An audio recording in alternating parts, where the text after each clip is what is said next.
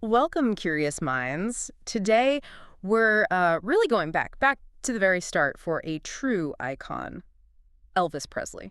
That's right. We're setting aside Graceland, Vegas, all of that for now. Yeah, this is about Tupelo, Mississippi, the foundation, the years before everything changed. And we're digging into Elvis Aaron Presley, revelations from the Memphis Mafia, Alana Nash's book with Billy Smith, Marty Lacker, Lamar Fike. I mean, these were the guys in the inner circle. Absolutely. So this is about before the jumpsuits, before the massive fame, Right. just Tupelo. Just Tupelo. And this dive, based on chapter 2 of their book, it really hits you with some unexpected details right away. Like this one, get this from Billy Smith. He said he didn't eat or drink after anybody. He carried his own fork in his back pocket. Wow.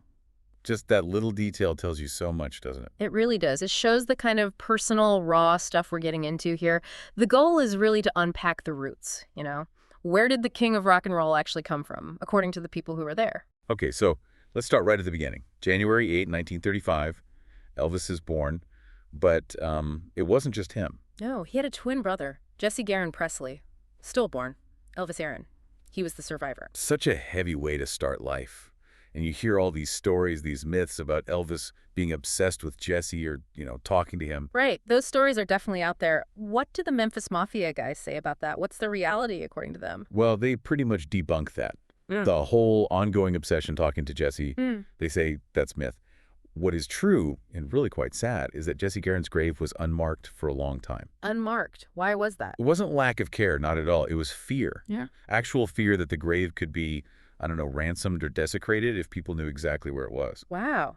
That's heavy. That kind of fear, that vulnerability right from the start. Yeah, imagine carrying that. It speaks to that need for privacy, maybe planted a seed for his later issues with fame and trust. Definitely. And maybe that sense of precariousness, that early loss, maybe it intensified another key relationship, the one with his mother, Gladys. The sources say it was unusually close. Unusually close is, maybe putting it mildly, they slept in the same bed until he was 13. 13. Yeah, and they had this whole private world, right, with pet names like Satinin and Baby Talk. Exactly. It was this incredibly deep emotional dependency, almost like they were, fused. And that fork thing we mentioned. Fork in the pocket, yeah. That seems connected. Like it wasn't just a weird habit. It was about boundaries, especially around something as basic as food. Maybe tied into that intense, almost inseparable bond with Gladys. Sharing food might have felt like an intrusion. That closeness, though, it also opened the door for some really awful rumors later on. I mean, the Dee Presley accusations of incest, that's incredibly serious. Oh, absolutely. Shocking stuff. How did the Memphis Mafia guys, the ones who knew Gladys and Elvis so well, how did they handle that accusation? They shut it down. Hard.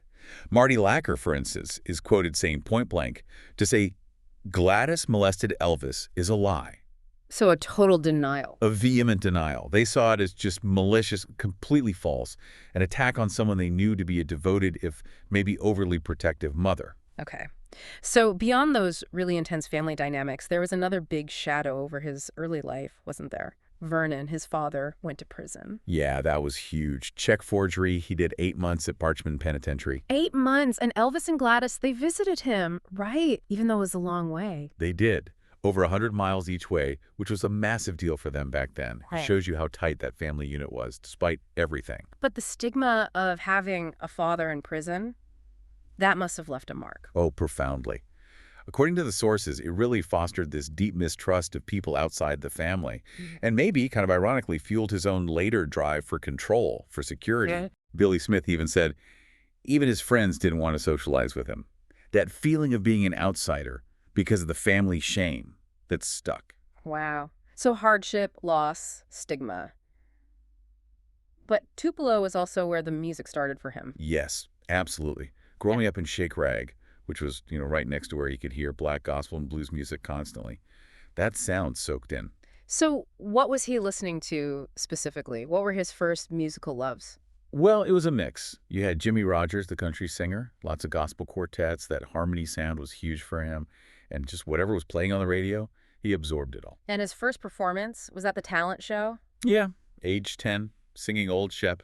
It's almost too perfect, isn't it? It really is. And then there's the famous story about the guitar. He wanted a bicycle, right? He desperately wanted a bike, but he got a guitar instead. And the kicker is, Apparently, he managed to wreck the bike later anyway, when he eventually got one. Huh. Okay, so that playful mischief was there early on. Now, who actually taught him guitar? I've always heard it was his uncles. Yeah, that's the common story, but it seems that's not quite right. The book clarifies it was actually a guy named Hubert Tipton who showed him the first chords. The uncles might have, helped later or just took the credit. Interesting. Okay, so Tipton, not the uncles. Got it. Now, for something really surprising, at least to me, Captain Marvel Jr., the comic book character. Right. It sounds kind of random, but it was a huge influence, not just a passing thing. How so? How did a comic book influence Elvis? Visibly. Think about it. The jumpsuits later on, the capes, the lightning bolt symbol, the TCB logo, even his hair, that distinctive black, slick-back hair with the curl. It's straight out of Captain Marvel Jr. No way! I never made that connection. It's pretty direct when you look at the images side by side. Right. For young Elvis, this character was powerful, transformative.